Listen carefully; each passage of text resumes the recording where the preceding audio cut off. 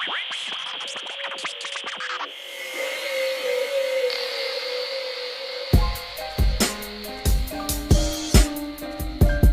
statistics, when you lose oxygen to your brain, even past 5 minutes, you're already brain dead. And I went with 25 minutes.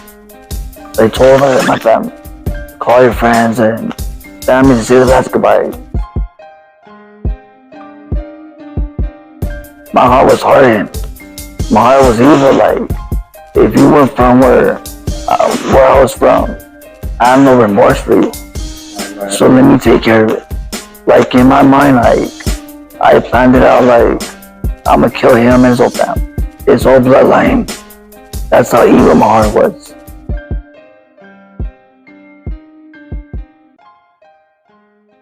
Praise God. Welcome to Minutes with God Community Network podcast today. I've been anticipating this day to happen. I'm out here in Oxnard, California, and we want to just get right into it. And Brother Paul, tell me your story. Wow, it's a long story, but we'll keep it short. But when I was 8 years old, I got shot 4 times. But way before that, I was involved in gangs, just running the streets, just thinking it was all normal. Started when I was like 13, 14. As I grew more older, in now juvenile hall. And when you're more juvenile, it's not rehabilitation. It makes you having more of a hardened heart. You know, it makes fights. It makes you more, your mindset makes it more worse. If that makes sense. And so as soon as I turned 18 in there, I got transferred to county jail. And first time I was scared.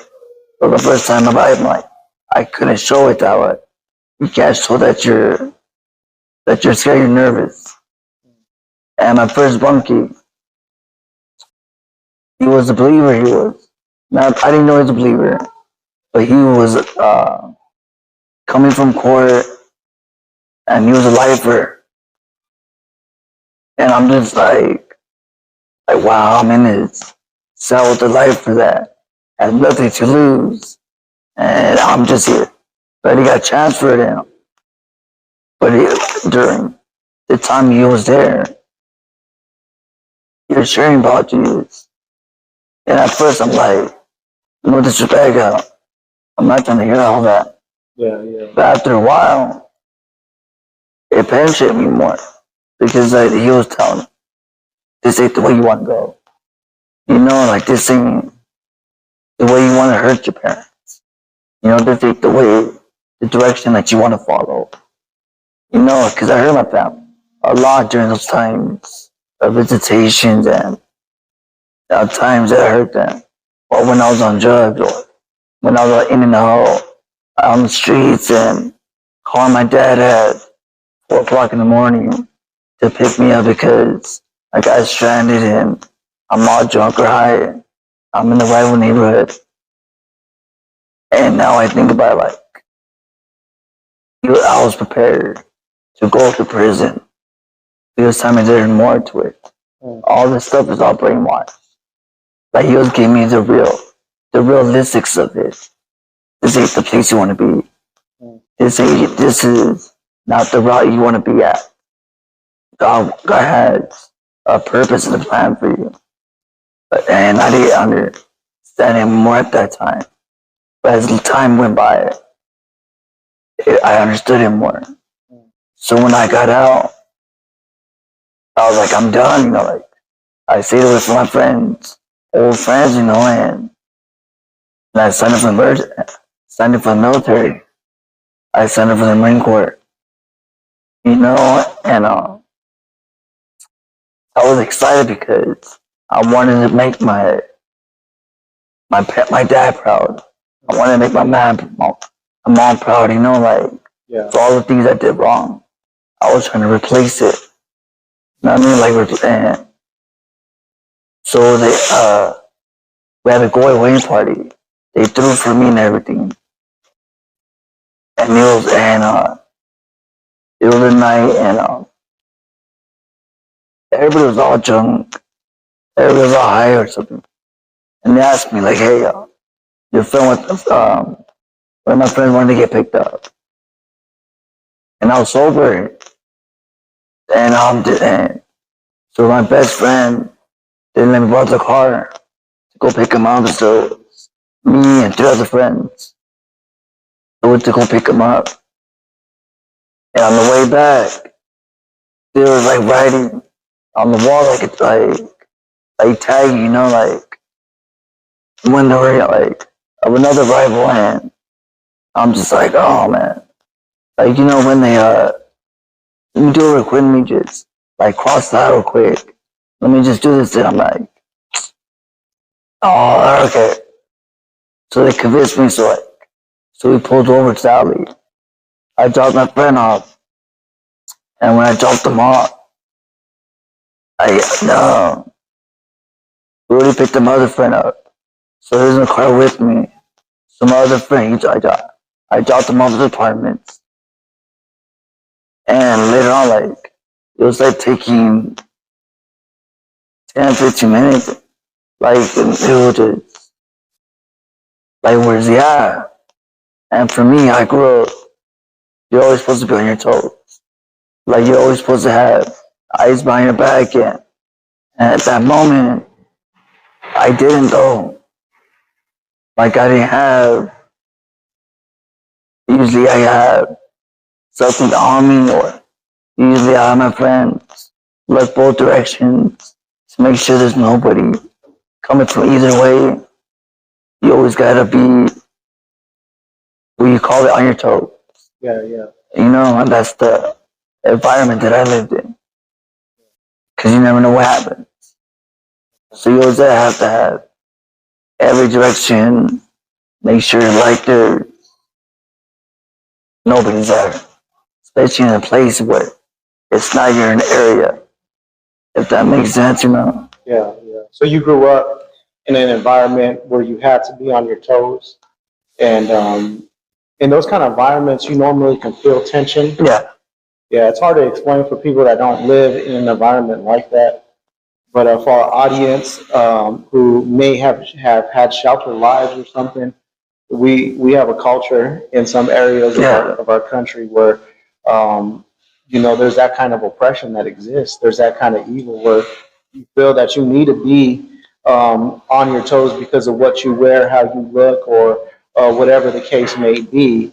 And so you grew up in this, and I just wanted them to understand that kind of thing exists. Tell me what happened next.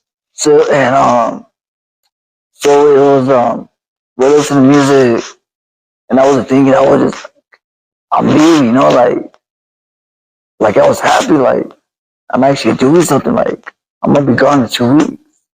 So my mind was just like, my mind was off guard. You know, I was like excited, like I'm gonna enjoy this party.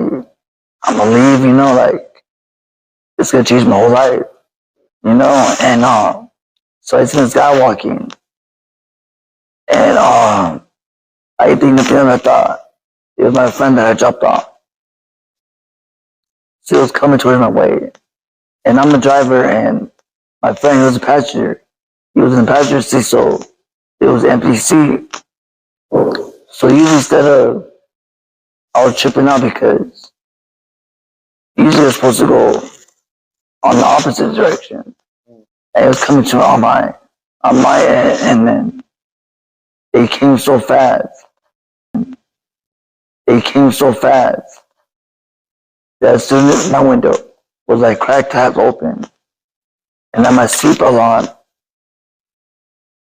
and as soon as I turned my head to the left, like all I see was a guy with a gray sweater, and I got shot in the jaw. And when I got shot in the jaw, like it felt like just like a ringing noise, like your body just like it shut down, like into a defense mode. And I just kind of like I didn't like park the car, so my foot was on the brake. So like I didn't like it wasn't in park. My foot was on the brake. I had my seatbelt on, and I leaned forward, and I got shot in the back of my neck, and it sliced to the back of my head and the back of my left shoulder. And then like I let go of the brake, and the van it hit the wall. Like it was like a the alley was pretty small, so it kind of slowly hit the van. And this guy was still shooting through the window because he thought I was a rival. Like he didn't know who I was. Then later on, when he found out, he took off the medical. Wow. You know, and all I can remember was my friends pulled me from the front to the back, and all they were saying, like, they were screaming my name out. And it was louder, then it got dimmer, and they were trying to like shake and wake me up. And I was trying to, in my mind, I was trying to talk, but my lips wasn't moving. I was trying to blink. My eyes weren't blinking. And I was thinking, telling them, just give me I'll get back up right now. Let me catch my breath real quick. But nothing was coming out. Wow. Like, I don't know if that makes sense. Like, nothing was coming out. Like, I was hearing it. Like, just give me, catch my breath. I'll get up right now. But I was just like wondering what my friends were just staring at me. And I was staring at them, and I couldn't blink. Like, you're just staring. And you know when, like, you get so tired. Like, at work one day, and you get into bed, and you're like, you get like really comfortable, and you don't want to wake up. So as soon as I closed my eyes, it felt like the bomb in sleep. Like, you don't want to wake up. Like, peaceful sleep. Like, a good sleep. And then, like, so eventually, they called my friends. Where I was told, they called the ambulance. Like, 911 and all that. They refused to come pick it. They refused to pick me up. Because where I was at, it was considered a danger zone. Wait, they called the ambulance, and the ambulance refused to pick you up because it was considered a danger zone? Yeah, because the cops, I guess, gotta be there first. And the cops weren't there yet. The cops were at the hospital waiting for me to get there. Wow. So my friends, they were like, forget that. So they drove from one part of town to the next, which is a good 25 minutes to 30. Like, about that time, right? Like, yeah, and Wow. and I was already dead already. So you were like dead on arrival. Yeah, I was already dead. Medically, what they would say, dead on arrival. Yeah, so like they drove me to St. John's. They carried me inside with security and all that. And all I can remember was they revived me. They cut up my brand new white T-shirt and my shorts and everything. All I can remember when like the cop was like in the room, like taking pictures of my tattoos, like on my chest and my legs. Like, I woke up, they reminded me, and then just kicked them out, you know. And they sucked tubes like down my throat, and they put me they call into a deuce coma, like the ones at the hospital, like they calls for you. Then later on, it became an actual coma. Wow. And I was in a coma for almost a month already. And they were telling my family that he's brain dead. They gave him my last rites. They already made a decision, like the hospital to put me on, to unplug me. And so they told my family to call your friends and family to say the last goodbyes. So my mom, she called the elders from the church, like to pray over me, which they did that night. And the next day, I guess all my friends, family were there, right? You know when they bring like those candles, like the Virgin Mary candle, or and so I'm laying there, and my mom came in, and she had like a box, and I remember she was like, my son like had died today. Started saying louder and louder and louder, and just putting those candles in this box, right? And I started like waking up. I was like, my eyes are opening up because I couldn't move or nothing. So I was hearing her voice, and I was waking up and I opened my eyes. And and I seen my best friend holding my hand. On the left side, I see my other best friend.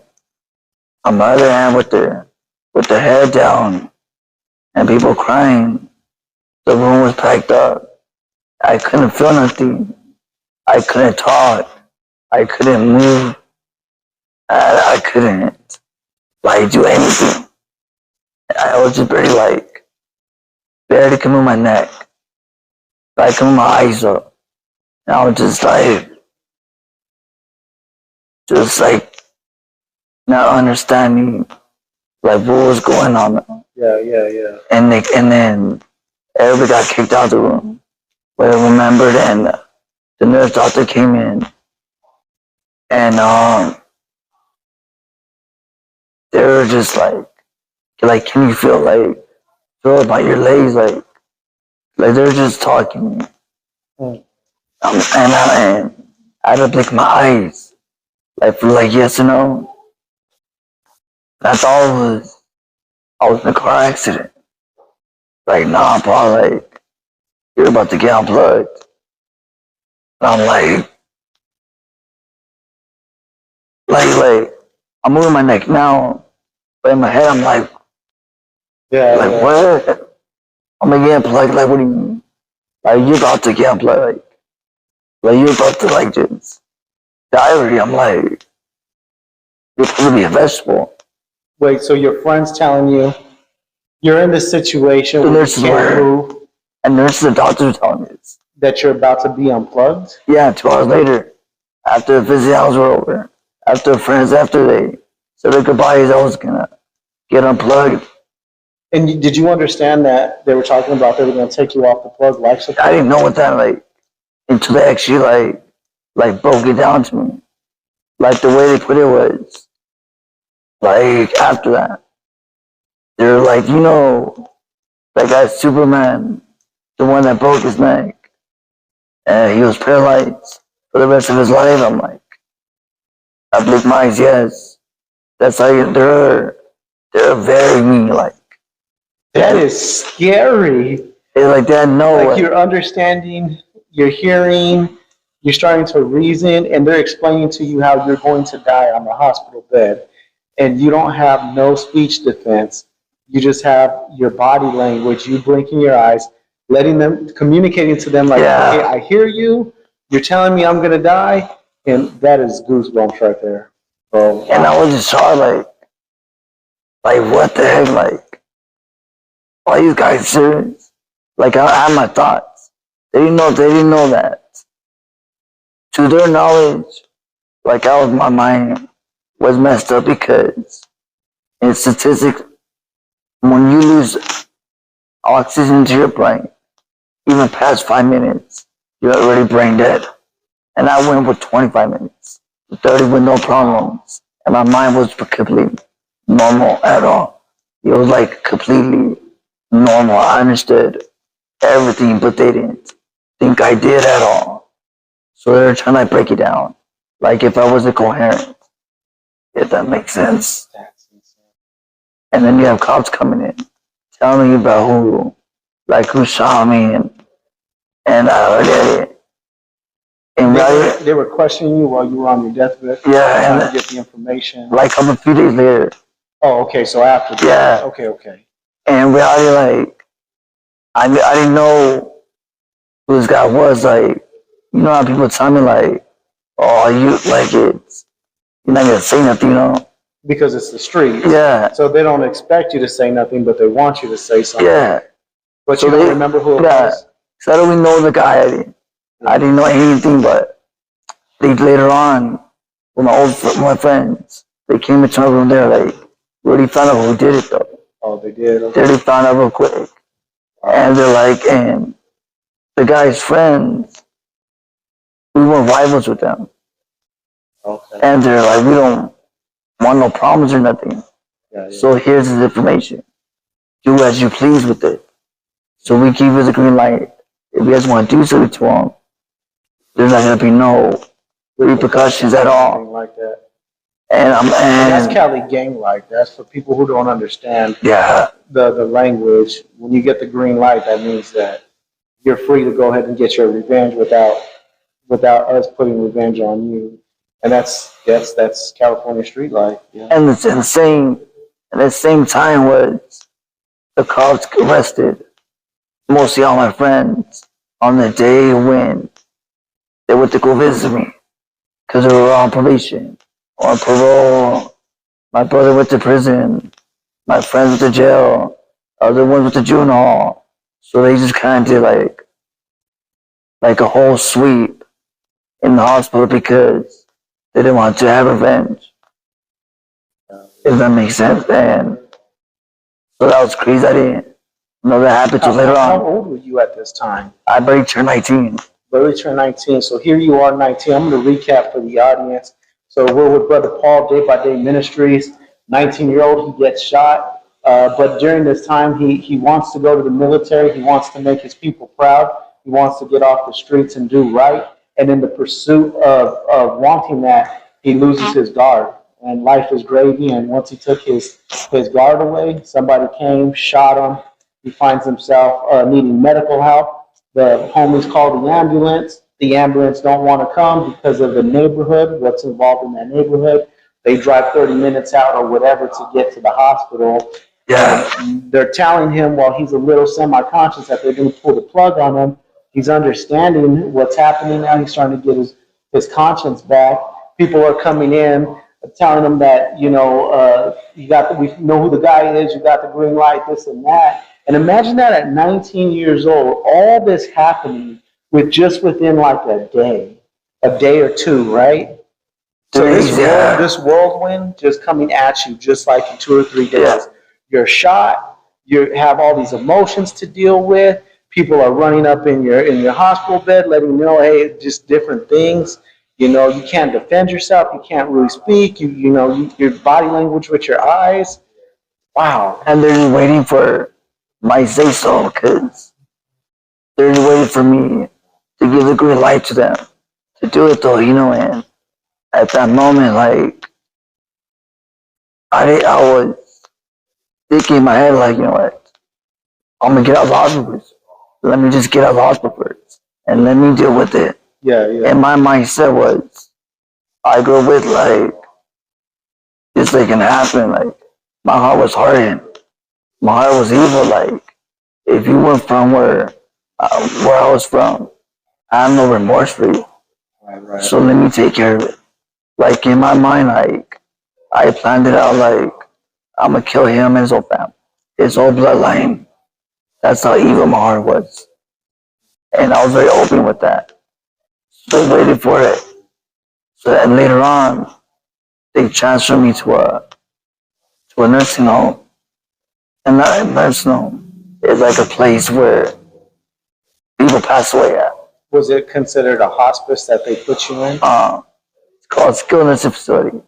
Like a hospital where the elderly, like the old people that their family either abandoned them, they're about to pass away, or they have diseases that they're gonna die. Like, so I was there and people passed away like every week, and I'm just like here, stuck in this bed. I'm 19 years old. People are passing away like every week. My roommate and it's like, I'll let her. You need a massage or anything? oh no, no. So just like what am I doing? Like, this is where people they pass away at, and I couldn't talk, couldn't do nothing, couldn't feel. I even couldn't eat. I couldn't drink. Had a tool in my stomach. They had a saw in my mouth. I was just like, was that evil? Like I said, I hated God. Like I hated God with the passion. Okay. Yeah. Like I went through depression. Like I went through every emotion that a person could ever go through. Yeah. Like I even told my friends. Like mom was like, if you're really my friend, like unplug me. Like I wanted suicide. Like I'm not trying to live like this. Like nah. Like they're only giving me money like to live. So I'm just like, it was just like something that I couldn't process. Yeah. You know, At 19, that no one could blame you. That's so hard to process. Let me ask you this: did you have anybody spiritual in your family praying for you during this time that you were going through? yeah, my mom did. We grew up in a Christian foundation. Like when I was younger, you know, like taking me to church, and I'm like, mom, I'm not trying to do all that church stuff. Like, stop embarrassing me. Like, you're raising your hands up. Like, I understood none of that stuff. Oh, your mom was into church, like Yeah, raising her hands yeah, into church. like speaking in Okay. tongues. Oh, because she like at that Yeah. Pentecostal fire. She was, like, I'm like, mom, you're embarrassing me. Like, you know me. I'm like, come on now. Like, just somewhere else. But there was before. There's something I never forget. Before I got, a week before I got shot, she took me to church. Wow. And she brought me to church with some McDonald's, you know, like afterwards and everything. So, like, you know what? She got done partying. I was the same clothes because she picked me up. I was stayed at my dad's house. So I was already like hanged over, wearing my Dickie shorts with with a white t-shirt and I just had my Chucks on. So I'm like, I'm gonna go to church. She said, I'll take you to McDonald's. So I was like, all right, mom, I'll go to the church. So, but that is a guest speaker. So they did all the preaching, all that, right? And there's an altar call. My mom said, go up there. Like, nah, mom, don't put me on the spot. She said, like, go up there. I'm like, all right. Mijo, you need Jesus Yeah. up there. Yeah, you know what I mean? Like, mom, I'll just do it then. I'll play the part and I see people like falling down and like, this is all fake. This ain't real. Like, Yeah. you know what I mean? So like, I was the last person. I'm like, this guy just pushing people over and they're falling and throwing blankets over them. I'm like, what? People are crazy. You know what I mean? Like, so like I was the last one and he he laid hands. He laid hands on me and he started crying. And I'm like, he didn't cry for nobody else. So he laid his hands on me. So I'm leaning my head down like this. I'm peeking like this. Wow. And the other people are praying. And he whispered like, you're gonna go through a lot. So you're gonna go through so much, you know, and Wow. but God's gonna get you, he's gonna get you out of it though. Like he was telling me like, God's gonna use you. And I'm thinking like, I'm already going through a lot in these streets, you know, like, and he's crying though. I'm like, and then, so I went back to my chair. I didn't fall down. I was just like, all right. So I went to to my mom, and I was like, "Hey, mom, like, is he supposed to be crying?" Your people are crazy. Like, Did you feel like it was a warning yeah, when you like, heard it? he was telling me, like, Dad, I'm gonna go through a lot, but God got me. So he's like, whatever. She was telling whatever the Holy Spirit was telling him to share with you. I was like, why was he crying? Did he cry for nobody else? Did he cry for me though? Yeah.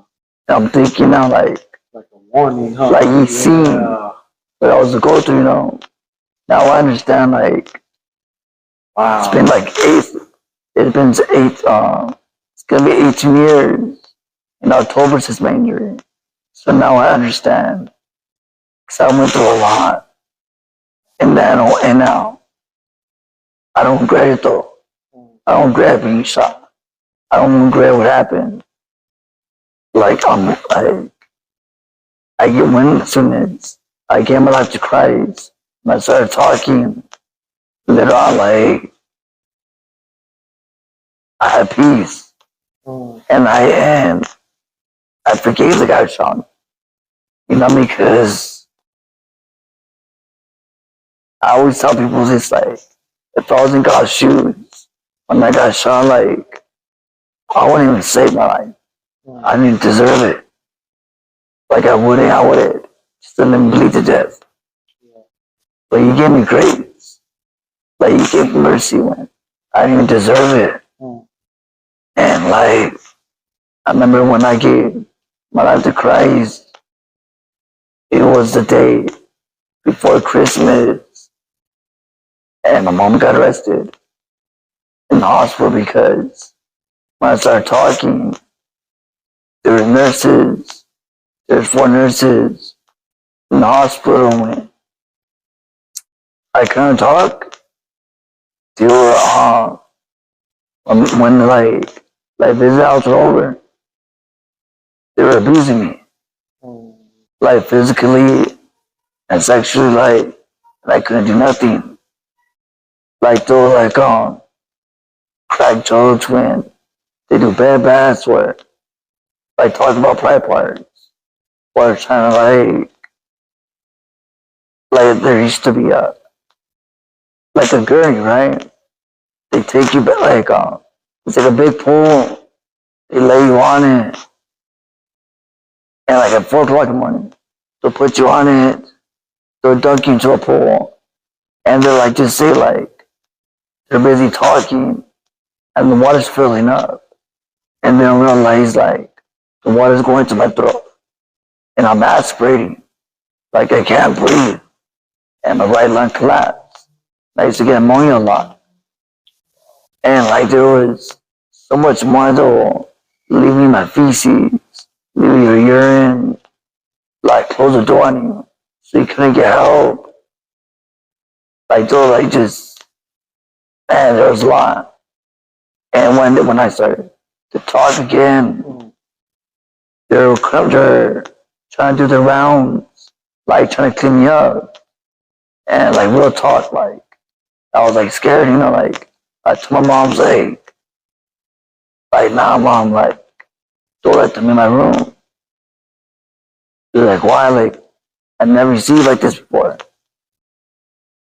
And she closed the door, and there said, let me speak with my son real quick. So I broke it down to her. I told her everything what happened, like everything what they did for the past 3 years. And she was like, what? Me, like, how could you tell me, like, so how was I supposed to tell you? I couldn't talk. They're doing whatever they want to do. They did it when you guys left. After visit hours, they did all this stuff to me. And nobody believed me, like. So I just took it. You know what I mean? I just had to deal with it. And like. That's insane. And then she told him. And then there's a trip though, because the nurses, they told the hospital that my mom was abusing me. The nurses ended up saying that? Yeah. To cover them up? Yeah. Yeah. So I told my mom. So security came. So I told my mom, like, Like, don't leave, mom. I mean, don't leave. So they called the cops. The cops dragged her out. They arrested her on the day before Christmas. And I was just like for real, like she was the only person that was trying to keep me out of the hospital. Everybody else was trying to keep me comfortable, if that makes sense, you know. Yeah, yeah, yeah. And like no one cares. No one cares about mom, huh? So they closed. I kicked everybody out of the room, and the first time, like since the accident happened, I broke down. Never cried. I broke down like a baby. Like I was crying out to like Papa, like Father, like sorry, like I started repenting, like for everything, from big to small. Like I'm sorry, Dad. Like I want to come home, you know. Like forgive me for everything I did wrong. Like I cried like a baby, like tear for hours and hours and hours. I was like, I want to go home with you. Like take me. I don't wanna be here. Like everything was taken from me. So I just want to be with you. Like I can't feel my body. I could barely talk. I can't eat. Can't drink. I say, Lord, I wanna like live my life like this in this hospital with this tube. I was like, I just want to be with you. And I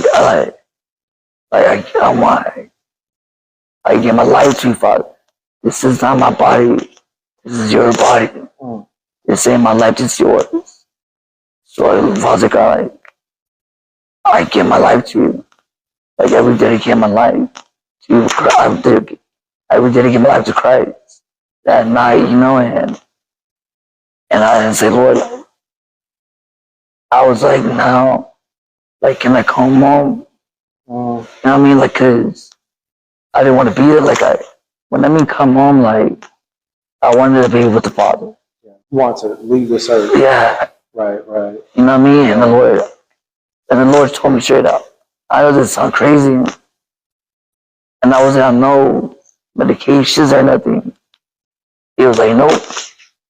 And I was like, what? Like, am I tripping? Like, he whispered to me. He was like, nah, like you're gonna walk again. And I'm thinking, like, do you know where I'm at? Like, this is like place where you die at, like, are you for real? But that day, the next day, I started getting feeling back from the bottom up, little by little. You started feeling back here. Oh wow! And that was a trip, though. That's what doctors are like they're trying to play it off. They're like, oh, they're just trying to pain. So I looked it up. I'm like, nerves. Yeah, they're trying like make it like it was nothing. I'm like, all right. So it was my 4th year, and my older brother, he was in the military, so he took me out of the hospital. Okay. And from there, I lived in South Carolina. I went to rehab at Baltimore. Like, I got educated about my injury. They're like, Paul, you're like, don't you know you have feelings? It's like, yeah, but they told me. I did it. Like, nah, Paul. The bullet didn't hit your spine. You have swelling, you know, like, you might walk again. You don't know when. What's the possibility? So I was like, all right, let's see what happened. And then we got transferred to Frisco. I lived there like 7 years. That's when I got more into my faith. Like I got stable, getting discipled, and then God coming back to Ventura County, back home to Oxnard. And like God started, we started using me for. And that's how day by day came. Day by day started from the hospital because tomorrow was a promise. My life was on a machine. Anything could happen. You know, because tomorrow, it's not promised to anybody. But if you breathe, you wake up another day, God always has assignment. Only if you're willing to. Wow. You know what I mean? And that's why, like now, I always tell everybody, we all have a day by day. We all go through something. But are you willing to follow what the Father tells you what to do? You gotta have a willing heart, a teachable heart, a heart that's softened, a heart of flesh to hear His word and not ours. To be obedient, to be loving, compassionate, to be submissive, and to be forgiven. When I forgive the guy who shot me, my old homies are like what? What happened? What's up? I told him, like, don't touch him, don't do nothing to him. Even when you went to prison, I get phone calls like, we got him out here, what do I do? Don't do nothing to him. Like, what? I'm like, he has a mom, he has a dad, he has his kids, he has his girlfriend or wife, and I'm like, because I do my background check. Yeah. So that's how you grow up. Yeah. You know what I mean? And who am I to take or give the word to take somebody else's life? I'm like, no. And you were saved at this time too? Amen. I was already saved, you know. And do you think God had a big part in that decision? Yeah. To take away the revenge? Yeah, because it's like, there's no point in it. It's like a back and forth. Something has to stop. Yeah. It's just more death. Yeah, brown on brown crime, any kind of crime on crime. Yes. And it's just, praise God. It's not worth it. Yeah. Even to this day, I'm 35 years old. Last year I got a call. Like, hey, who was it clean? Yeah, and I know it's gonna miss him. And they were preparing, like they were planning on setting this guy up, the one that shot me. Like he's literally next door to me. Nobody's gonna miss him. All you have to do is give me his word. I'm like, I'm like 35 years old. Are you serious? Like, it's happened. Like, I forgive him so many times. You broke a generational curse by the power of God. Yes. That's powerful because you're saying something to somebody who's not in a wheelchair and still has that decision that they can make. And you're telling them that even though they have that power outside of a wheelchair, don't do it because it's not God's way. And that's a heart of forgiveness. That's a heart of love. That's only a heart that comes from God. And I ain't even praying for him. Like, we even pray for his man. We pray for his family, like, that they do receive salvation. And that's real talk. Like, I'm not even faking. Like, I know his real name. Like, I lift him up. Like, we do want him to see salvation, you know, because if he's still living, there's some kind of purpose upon that man's life and his whole family's life, you know. And for myself, like, even so much you worried, something I worry, like, I got the Father protecting me. You know what I mean? And it's probably hard for your loved ones. It's probably hard for your family to see you like this. It is. And then to them to not want to feel a certain way about it because they see the pain day by day. Yeah. And they see the struggle, especially your beautiful wife. Yeah. And it's hard not to be like, man, if only. And you know that's the devil talking. Yes. And so it's a beautiful thing for you to share that because it's powerful. And why was she explain? So explain to you, like, how she feels what happened to me in the hospital. Yeah. Or everything else. So let's pass the mic to her in a second.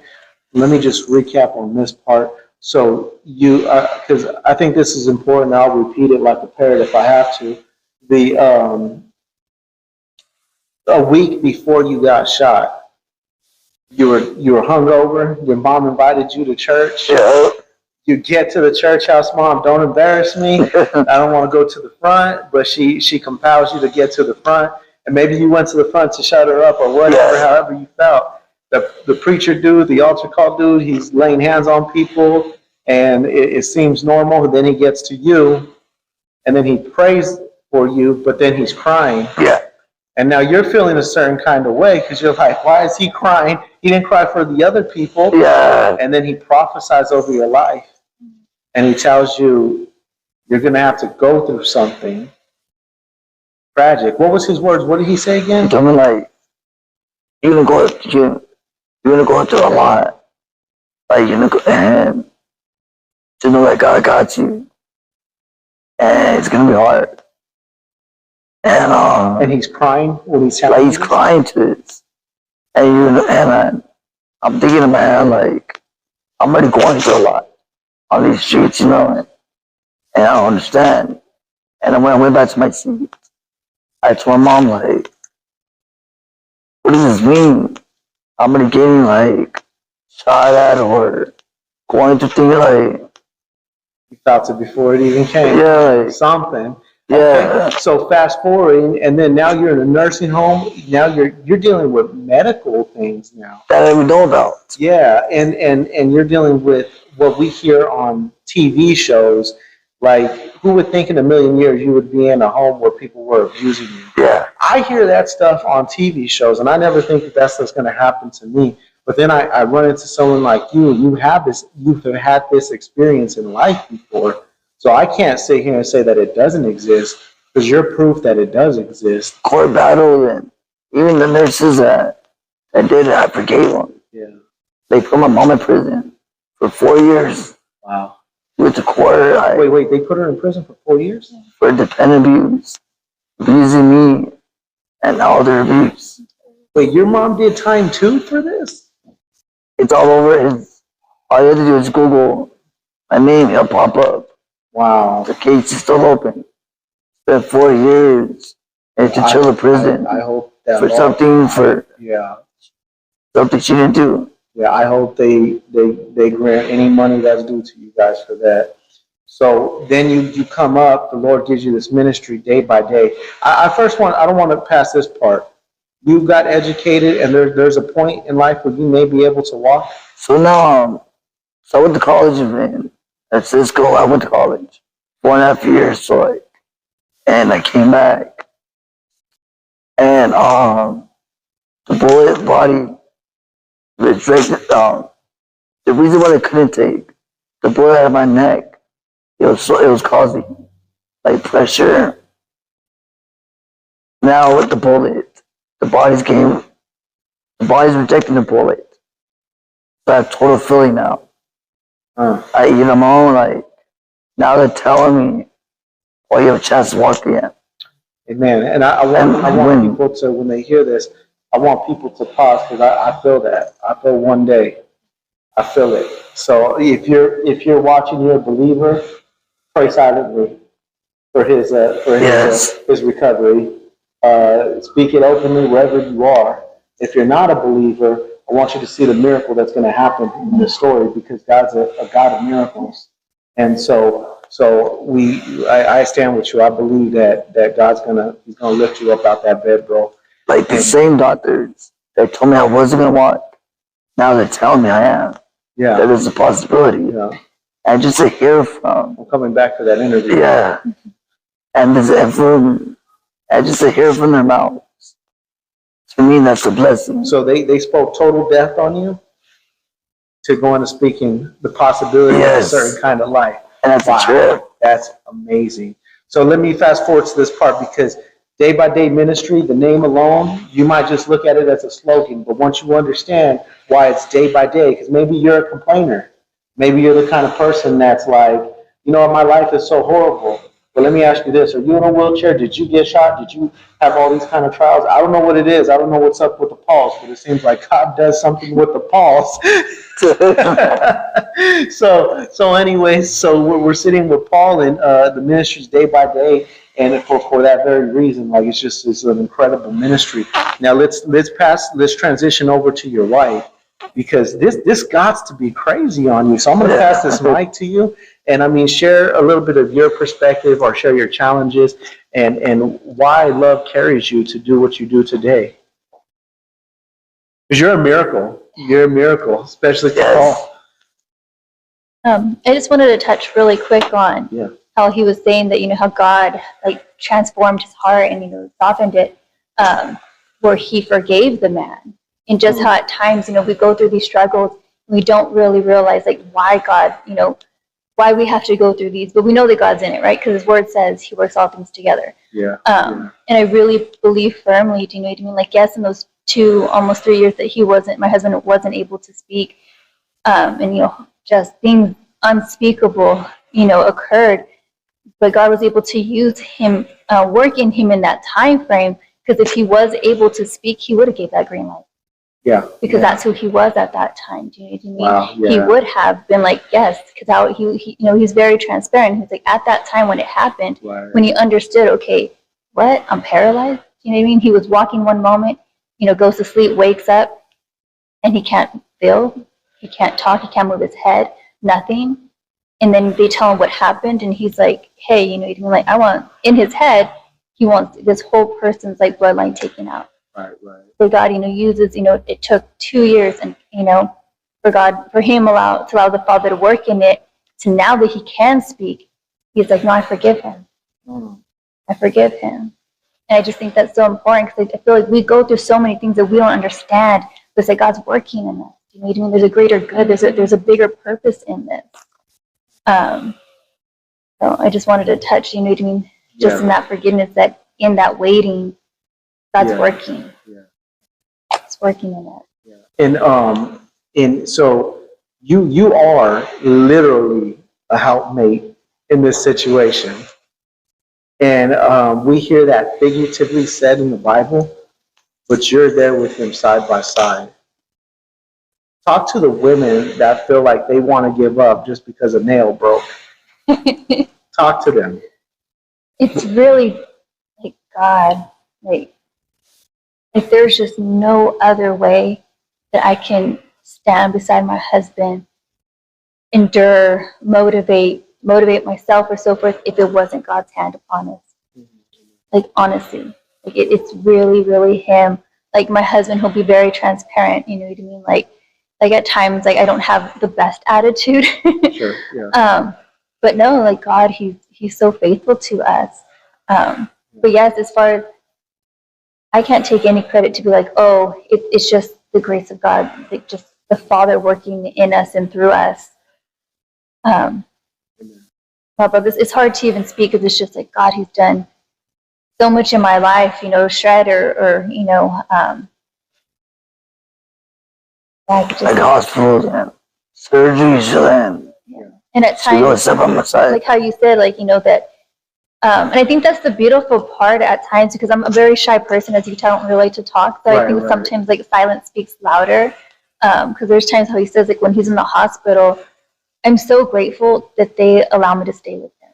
So when he's hospitalized, they set a bed up right next to him for me, and I'm with him, you know what I mean, all the time, 24/7. It's just, I love him. He loves me. I honor that. I value that a lot.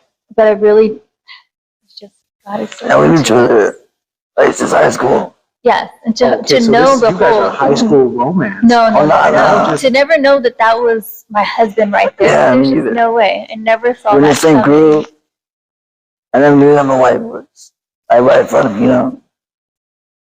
Because I really didn't care about women. They came and go, and all I thought about was just in the streets and doing my thing and partying, and I knew my wife was a friend because she's a kid with the same group of us, and I knew that was her. Yeah, again, I was a really bad alcoholic because I was just longing. I remember I'd come home so drunk, or sometimes not even come home, because I wanted my mom to yell at me. What are you doing? You know what I mean? But nothing. She just didn't care. Or maybe she did. I can't say she didn't care. I just wanted her to be like, what's wrong with you? You wanted to be loved more. Yes. So or you just created like, the drama. So right, I got but then I got to a point where like, no, Yeah. now I have a problem. Yeah. You know, like now I have a problem. So he saw like the drunken, the wild, and it wasn't until I think like one day I was like, you know what? I remember my sister's kids. I was like, I don't want the kids to remember Thea like that. You know what I mean? It was just this is like God. They say that you can change a person. Do you know what I mean? They say you can transform somebody. Like God, transform me. You know what I mean? Like I need you to transform because I want to be a better person. I want to be an example. We have a lot of bad examples in our family. I don't want to be another one to these kids. Like I didn't. Yeah. You know what I mean? Like I didn't. And then God, you know what I mean? Again, I found a Bible in the house. We were not church people in any shape or form. My mom, she's a very believer. You're going to be whoever you're going to be, and that's it. Like there wasn't like love. We had everything we needed. That's one thing where we said shelter, food, clothing. So we didn't lack anything. There was just like no interaction, no love, no encouragement. But we had everything we need otherwise. So that's what I was longing for. They're like, hey, even like I'm proud of you or so forth. Because I tried being like the good daughter, the Renaissance, the cheerleader, the captain of the cheerleading team. And it was just like, no. I was like, okay, well maybe if I'm bad. So you were working your way for approval. Right, you know what I mean? Right. We're just hoping that, my mom would say like, oh, one of my children are doing good, but because I wanted to do that. But yeah, so we were very, that's how I know them, because we were very like just wild, like in the streets or so forth, just bad. And so, like I said, I cried out to God, like, this is not who I am, nor is it who I want to be. This is not how I want people to remember me. Like at all, like you get friends that are like passing away, and it's like you have your last memories of your friends that pass away, right? Yeah. What's going to be their last memory of me? Like, what are my kids, I call them my kids, my sister's kids, what are they going to think? What are they going to say? So that's when, I started like reading the Bible, which is only like Psalms and Proverbs, that's pretty much where they tell you to go. And then I just, began to search and dig and, just cry out. And I remember I saw my husband at our church, and I remember seeing him in the wheelchair. We stretched out, we believed.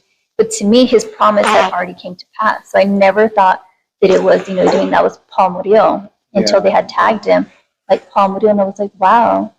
Then I began like to follow him. He does live feeds. He encourages on social media or does like Bible studies. And I was like, this is amazing. And I remember he was asking for a caretaker, that, God would bring him a caretaker. At this point, I'm a woman of faith and I know the power of prayer. So I began, to pray that, God would send him a caretaker. And I felt it so strong in my heart, like you. And I was like, me, like I work 12-hour shifts. I live in Woodland Hills. I work in Calabasas. Like, surely not I. But I still felt it so strong, like you. This makes zero sense. I was like, I'm gonna sleep on it, right? So in the morning I wake up and I still, not even thinking I'm gonna think about it, right? Like I already prayed, I didn't, and I prayed, I believed, I gave it to the Father, right? I feel it in the morning still. I was okay, let me send him a message on Messenger, and I sent it. I was okay, like I have to be obedient. Like I feel it, obedience over sacrifice. Let me, because I never worked with people. Like I worked with animals for so many years. So for me to feel I'm, qualified to work with a person, let alone, somebody in a wheelchair, like no. But I sent him a message. Within 10 minutes, he said that he just got out of prayer being more specific, that the Father would send him a caretaker that's a believer. And I was like, okay. So we set up a time. Of course, at this point, I know who he is because, he didn't know who I was or remember, but I completely knew who he was. But you did, yes. And I was okay, if you need somebody to help you turn the pages, if you need somebody, to help you with passive range of motion. So you guys didn't recognize each other from the kind of crowd you guys had? Well, years later. Yeah, so on my social media, you're not going to find pictures of me. Oh, okay. Yeah, so you're not going to, so. It didn't click until you guys came together? I knew who he was. Oh. Okay. Yeah, I definitely knew that, you know what I mean? And I'm again. not helping that guy. Don't you remember him? No, but he wasn't. Again, but this time I saw the change that God had done. Right. Do you know what I mean? Like in his live feeds. You were following him at this time. So at this time, you know what I mean? Like he was doing live feeds and it was, you know what I mean? Like Jesus speaking. Like it was the Holy Spirit working and moving. It was only by him, Yeah. And I know what God did for me. So God could surely do it for him, everybody that's willing. So then, yes, like we set up a time. I come to his home and he still has no idea who I am. Yeah. Okay. No idea. Okay. Like at all. Yeah. And then like we're praying, he says my little sister's name. At this point, I'm like, my little sister, like, what's wrong with her? Like, What you see? What you know? like, do I need to start praying too? Yeah. Like, 'cause she lives in Missouri, so she's not here. And then he was like, who are you? And I was like, what? And I had a mask on because it's during like COVID, the beginning of COVID. And he was just like, who are you? And I was like, it's me, so-and-so. And he was like, what? He was like, and you're in my house? And he was like, no, he was like, what are you doing in my house? And I was like, in my I'm head, well, you saved. kind of invited me. Like, he was like, and you're saved? And I'm like, dang, was I that bad? Like, what do you mean, am I That saved? changed the atmosphere, huh? And you're saved. I was like, yes, praise God, right? He could do all things. But I really was like, was I that bad? I was like, no. Like Yeah, I was just that's like, all You're God. probably more amazed than anything, huh? yeah, because there's more issues. I was like, with this, like, girl's getting crazy. That's what I thought about her getting me in trouble. It was like long drama. And you're in my house. I put in there later on. We started fellowshipping. Ever since that day, we're never apart. We're fellowshipping in the Word of God. And like, during that time, like I was going through like a phase. And my wife was like I had caregivers that were old friends of mine to get them a job, and my wife could explain it better because she's seen all that, like in the house and everything. So yeah, so during that period when I first started helping him, so I would go after work. So I would still work my 12 hours and I would come drive this way and help him out. And that's how, like, again, like I was really just day by day, right? Like we trust God because he sees ahead. So it's just, okay, well, Father, whatever you ask me of me today, okay, here I am. I know you're going to supply everything that's needed. The grace, the mercy, patience, you're going to supply it. Right. So it really was like day by day. So he was going through his transition, and how I told you, like I worked out there, I lived out there. During that time, my big brother, he was killed. Wow. So then my family, they're from here, from Oxnard. So then I wanted to be closer here too with my family. And then the apartment that I was living on these acres. And my friend, she told me that she was moving back. So the apartment that I was staying in, that was, her family's apartment, so I had to give it back. So at the time, like God, he was already moving me back this way. Do you know what I mean? Praise God. So at first I was like, God, it doesn't even make sense. But again, just be obedient. Just do as it's leading you. So I was coming this way. And then I remember one time I came during my day off. So I was like, okay, let me go, see what's going. That's when you start doing your therapy more too, huh? So he was more like on the standards. And so I was like, okay, I can help out with the therapy. So I did physical therapy on animals. So when I came, his house during the day was a whole different house than the evening time. Like completely different. I was like, what the heck? Like, where am I? A lot of people there, or? Yes, but not just that, because at night he still had like the worship music playing. But when I walk in, I see like Four Locos and alcohol. I'm like, whoa, like okay, like one, you know what I mean? Again, we weren't seeing each other like dating. I was still just helping. You know what I mean? Yeah. So okay, it was just really like, do I want to be here? You know what I mean? Like God took me out of all this for me to put myself in this. I was like, okay, you know what? I'm just helping. You know what I mean? Like you're not in anything. You're just helping out.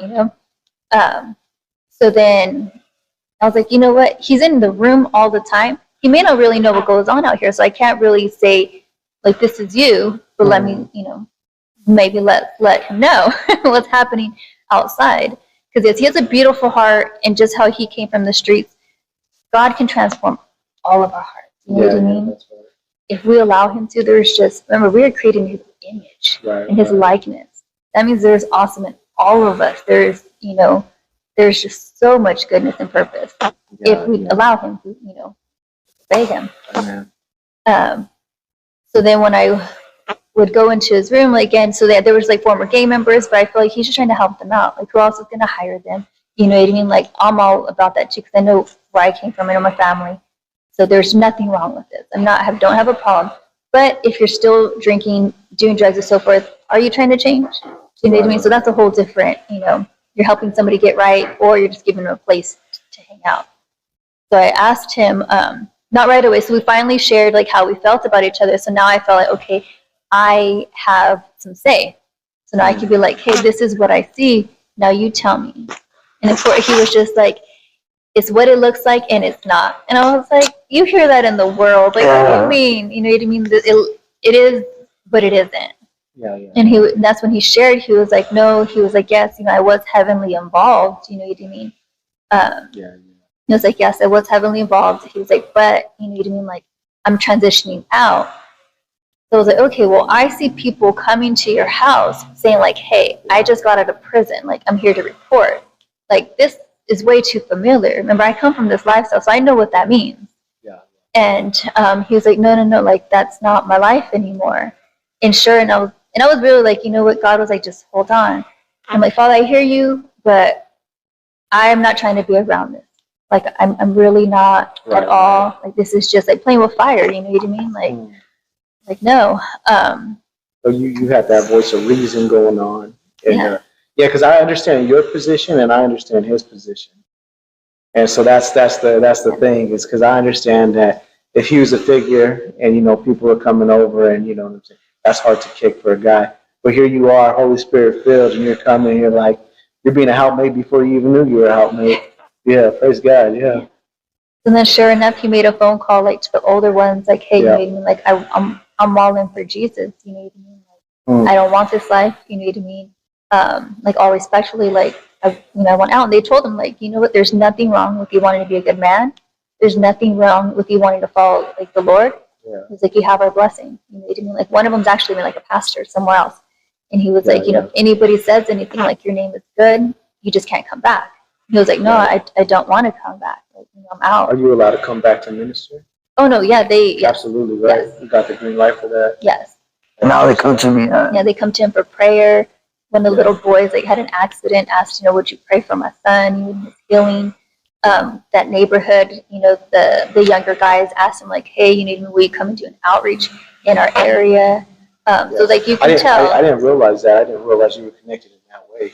Like I was, are you related? Like I was, like when she says like to report, they report to me, like just make sure like, hey, I'm here, and I was like, it was mandatory, so to show face to me, like if I don't see you, like then you're not coming in.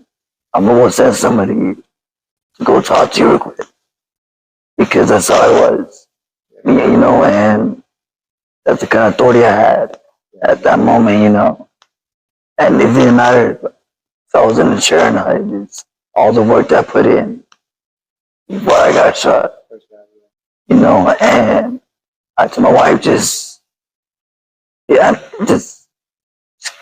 just give me a chance, just wait, and then a week later. This is not an overnight cleanup. Yeah.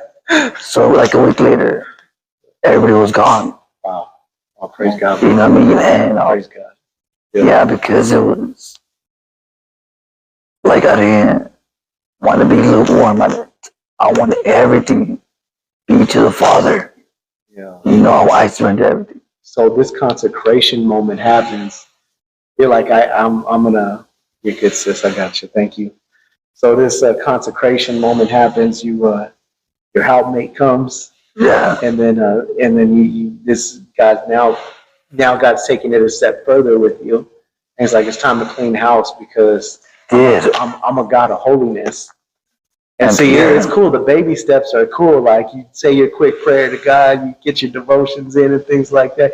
And then God takes you to a higher level. He's like, you know what? I'm going to enter you into this place of holiness, and cleans out that heart.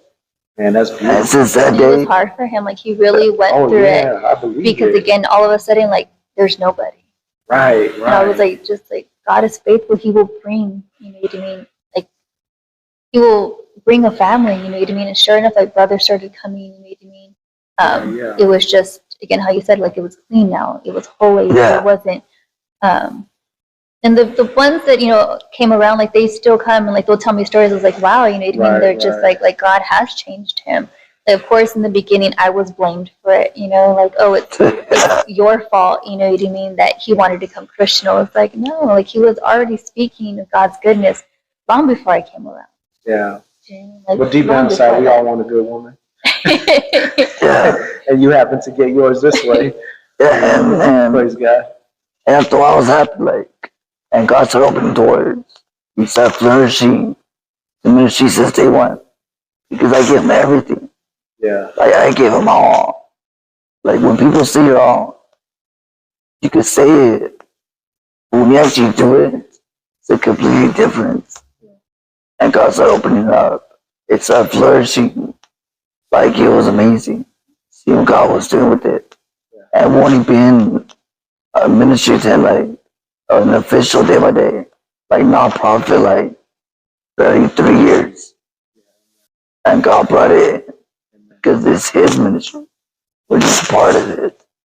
We're just a vessel, like, what he tells us to do, we're gonna do. We're not be obedient, like, with the streets, like, we will follow the breadcrumbs of what the Holy Spirit leads us to.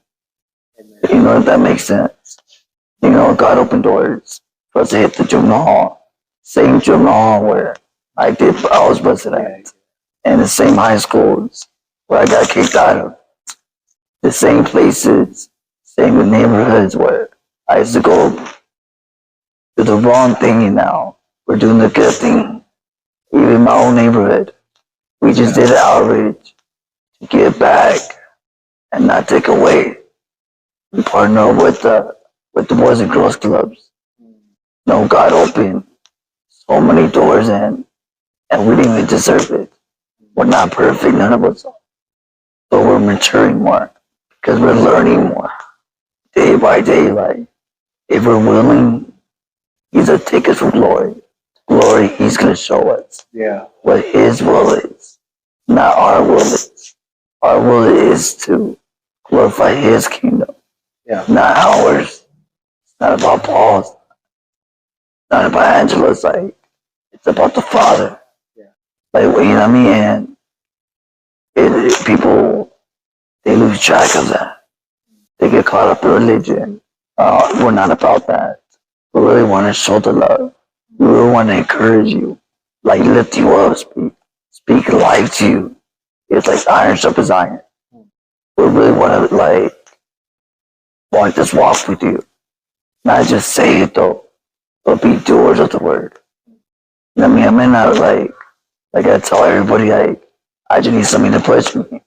And I'll hit the streets real quick, like we always do. I see somebody. You know what I mean? I just need something to push me. I already got my Bible. My wife got to me, and she pushes me, and we just hit the streets. And I'm thankful that we have elders, we have leaders, we have pastors around us that support us, and God's unifying the churches in our cities. And it's a blessing to see the flourishing with pastors and brothers and sisters, like, working together and not being a division. Yeah. Because a big part in Christianity that there's a lot of division.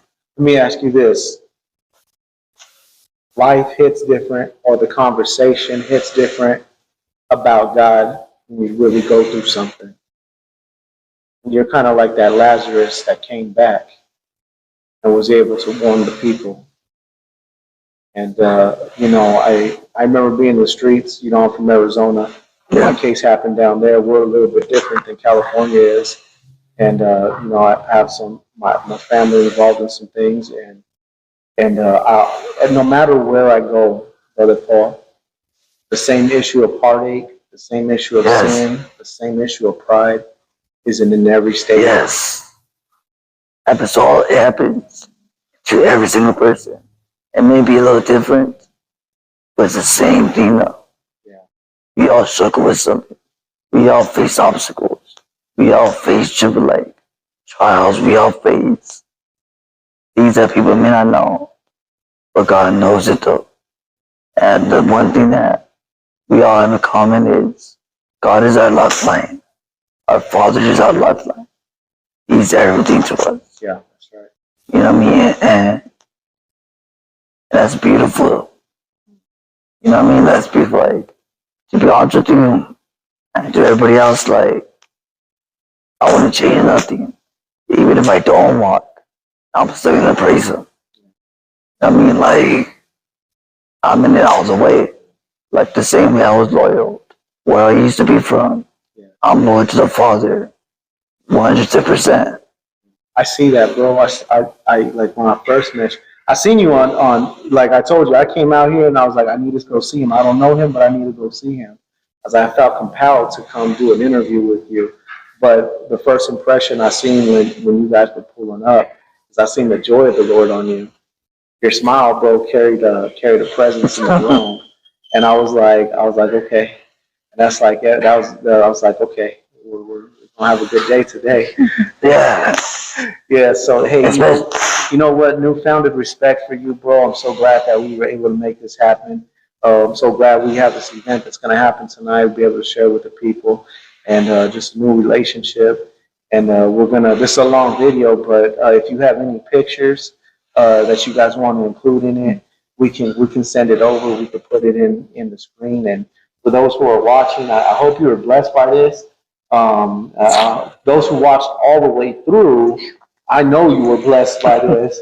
Share this with somebody else who needs to hear that encouragement, that day-by-day encouragement on whatever spoke to you. Throw it in the comments. Say thank you. Support their ministry. You'll see some of the logos I've already posted on our social media. But thank you to the missus. Special prayer to you because you spoke to wives who want to give up for breaking a nail. You know, but you're the backbone of it. Yeah. So you're helping with the ministry on the post. So special prayers for her. This is a powerful ministry. I see a pastor's heart here. I see some things in the spirit, and I know God's just going to honor it. Thank you for watching. God bless you. And God bless, fam. God bless.